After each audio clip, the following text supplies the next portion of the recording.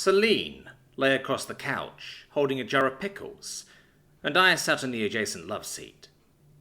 She crunched into one, chewed and swallowed. "So, why are you eating pickles?" "Because I had a craving." "But you hate pickles." "Yes, I'm aware." "So why are you eating them?" "Because they're fucking delicious." Slumping down in my chair and flaring my feathers, I chittered in amusement, and Celine laughed. 2 weeks earlier, I'd noticed Celine had been absent from her desk, the one beside mine, for quite some time. I wandered into the bathroom, knocking on the closed door of a human stall. "Celine, you okay?" "Just stomach issues," she called back, sounding worse aware. I heard her vomit, a human noise that was impossible to mistake for anything else, and grimaced. In concern for my friend, I waited until she came out of the stall, giving me a comforting smile. "I'm fine, McKittrey, don't worry." "Did you eat something bad?" I asked, as she went over to the sinks to wash her hands. No, nothing like that." And I would have brushed it off, but I'd known my friend for 8 years now. There was an odd expression on her face. Then she looked at me and smiled. "We aren't telling people yet. It's early, but this is you, so fuck it. I'm pregnant." I blinked and stared. "Pregnant?" she nodded. "Live young? Humans have live... You're pregnant! You're having a baby!" I jumped up and down, trilling, my feathers flaring. After being loudly hushed, and Celine looking around as if there were listening devices in the bathroom, she grinned and talked to me for a few minutes. Yes, they had confirmed with a doctor. Yes, vomiting in the morning is normal, but curiously she didn't know why. No, she wasn't sure if she was only having one, but she only wanted one at a time, and if I got my 3 to 4 eggs at a time cooties on her, she'd never forgive me. I'd known Celine since I started work at this editing company 8 years ago. We bonded quickly and she was my best friend. I was a bridesmaid at her wedding, and she, with 3 other Minican friends from back home, helped me prepare to meet my own mate at the altar. I told Celine that during the preparation, since we're so stressed, we'd often shed feathers. It would be her job to pick them up and put them in a basket for safekeeping, as they were kept for sentimental reasons. She had dubbed herself my wing woman.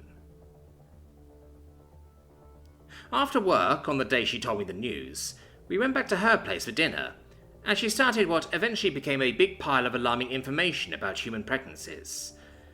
Dear maker, I have no idea how things became so complex for them. Every once in a while, Celine would drop some tidbit that was commonly known for human adults, and laugh as my crest feathers splayed in surprise. I bet she was tempted to make some up to see how much I would believe. That first evening, Celine explained she was not to consume even one alcoholic beverage for ages, longer than the 9-month pregnancy, because the baby would drink her breast milk, just to be safe. Otherwise it could affect the fetus's development. That meant girls' night was switched from a bar to a local diner. Also, there were numerous other dietary restrictions, but I can't remember all of them. When it comes to Minicans, we lay 3 to 4 eggs, and use an incubator. We hadn't needed to nest and sit in them for centuries, once we'd found technological substitutes. 2 eggs was unfortunate, 5 was rare, and they gestated in the proper way, outside the body, thank you very much. Celine just grew. Her belly developed a baby bump. She found that she was indeed having only one, and she explained the development in terms of food. The fetus was, at first, as big as a lentil. Then one day she told me a blueberry, then a fig, a lemon. I had to look up some because I wasn't familiar with all human foods, only ones I could digest. One Halloween we went to pick up pumpkins, and Celine found one and told me to hold it in front of my abdomen. "That's the baby's final level before it comes out. I'll be schlepping that to the hospital eventually." "This is ridiculous," I told her, wide-eyed, holding the weight. "It's completely impractical. You should speak to your species deities immediately and demand an alteration to this insanity." Celine laughed loudly and agreed with me profusely. The ultrasound photo, where I could finally make out a shape, there was nothing to see in that first one, I don't care what Celine said, was surreal. I kept looking back and forth from the photo to my best friend's abdomen, trying to reconcile what I was looking at with what I knew.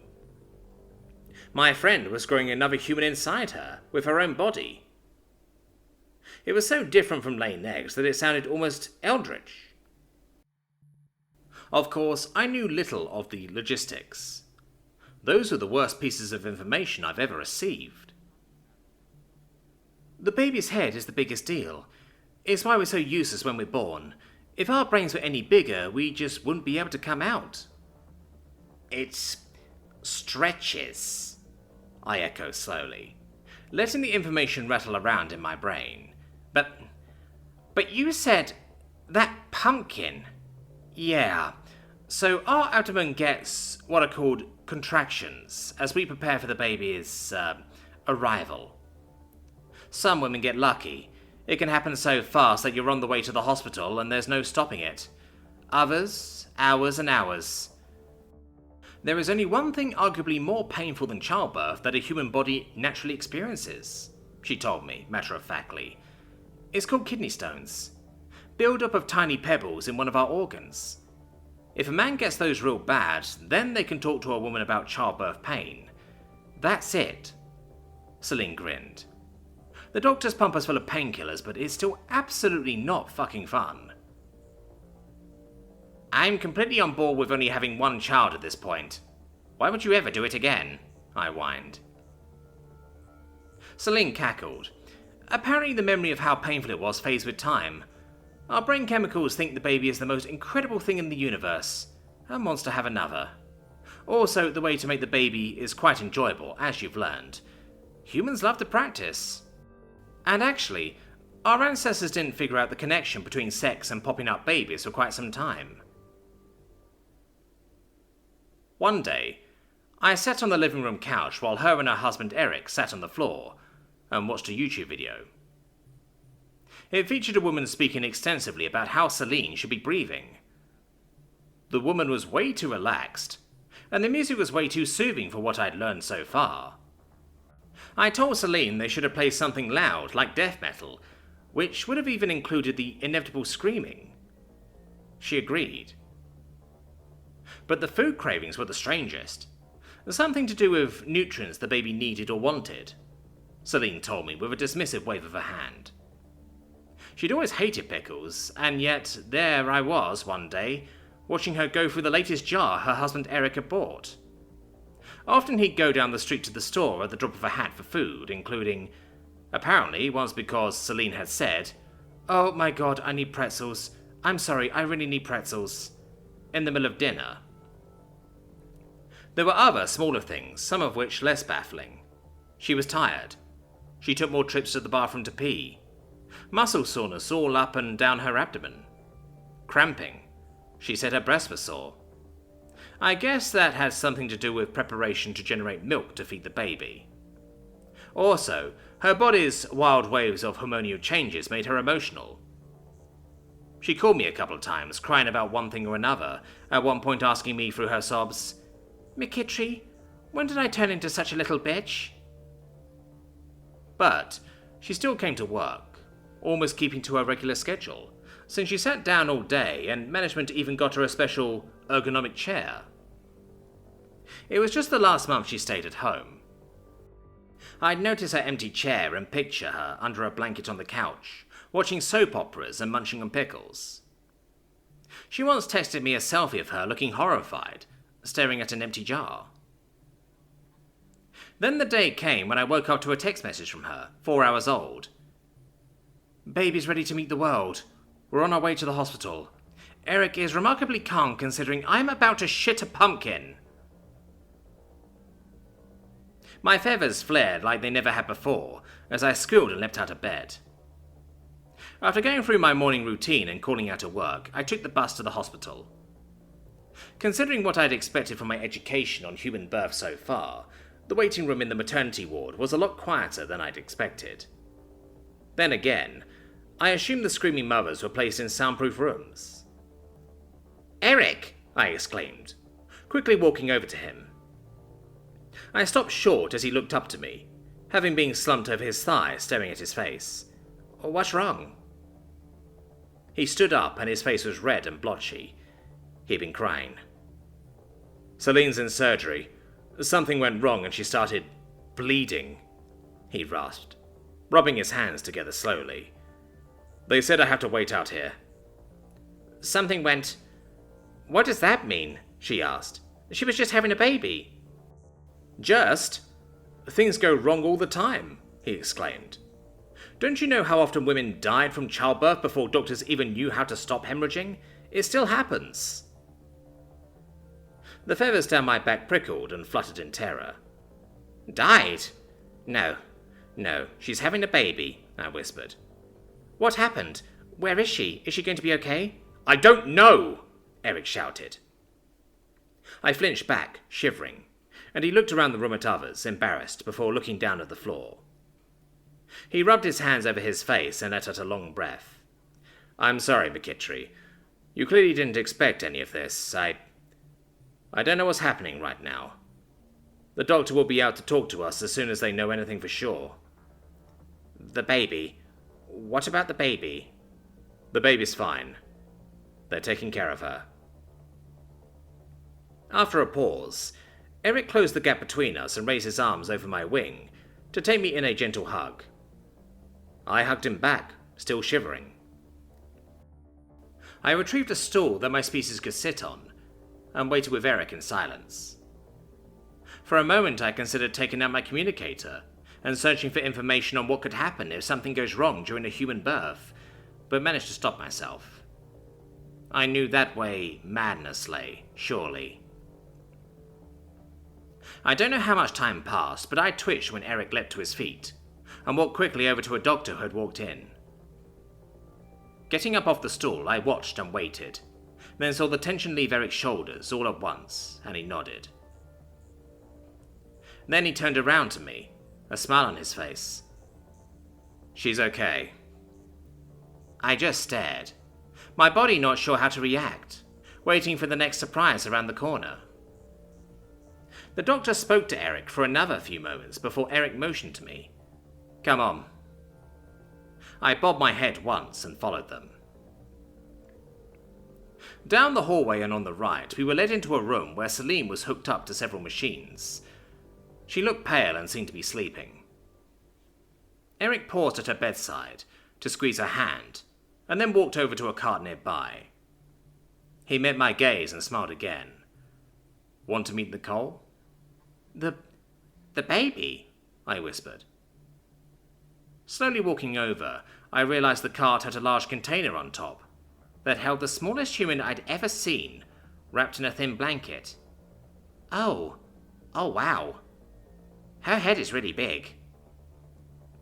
Eric laughed suddenly. "That's it? That's your first compliment to my daughter?" I looked to him as I started to finally relax, glancing to Celine, who, according to the doctors, was going to be perfectly fine. Then I looked back to the newborn. "It's just what I learned about childbirth." "Ah, right." I watched, eyes wide, as Eric carefully and skillfully slid his hands under his baby and lifted her to his chest. She made strange chirping sounds, her arms moving and her teeny fingers relaxing. "Nicole, meet Aunt McKittery. She's going to be the world's best babysitter." My eyes shot to his. "I'm what? I can't look after your child. I know nothing. I can't even feed it." Eric chuckled. "I'm not saying you start tomorrow, but you're practically family. I guarantee Celine will be much more comfortable leaving our child for the first time if she's in your care. Besides, she won't even be able to move around enough to make trouble for like a year." "Aunt McKittery, huh?" asked a soft voice. "Celine?" I darted to her side, taking her hand. "Are you okay? Eric said you were bleeding." "Yeah, apparently I wasn't assigned one of those easy births I mentioned," she said quietly. "Eric said you could have died," I growled at her. My feather's starting to flare again. Why didn't you talk about any of that? I'm going on the gownet when I get home, because now I have to, despite all my common sense. I'm probably going to have nightmares from what I find, aren't I? Celine squeezed my hand back, though her grip was weak. Oh, honey, I'm so sorry, she whispered. I didn't mean to scare you. Yeah, sometimes our bodies don't do everything right. Humans growing babies is complicated. A lot more complicated than I made it seem in retrospect. If most of what you know is just from me. But fatalities are rare. For the mother and for the baby. It's not something I talked about because, I don't talk about how humans can die from choking on their food when we go out for dinner, do I? No, of course not. I shook my head. Hey, Eric said, coming to my side. 10 fingers, 10 toes. Celine's face blossomed into a wondrous smile. I stepped back as he laid the baby down against his wife's chest, and she wrapped her arms around her. Hello, baby girl, she murmured. Sorry for all the excitement. Celine ran a gentle finger up and down the newborn's soft skin, as the baby seemed to instinctively lean into her mother, with what little control she had. All downhill from here, huh? What do you mean? I asked. Celine smirked and looked up at me. We've been so busy talking about the insanity of growing a new person inside my body, we didn't get to talk about after. Like how often babies need to eat, and how much they poop and how much they cry. I glanced at Eric, who only had eyes for the other two females in the room, and then back to Celine. I know a little about that, I said warily. They cry often when I see them in public. Well, you've learned a lot so far. My leave from work isn't just to feed and spend time with my new baby. The next 9 months are going to be a study for you in sleep deprivation and human parents.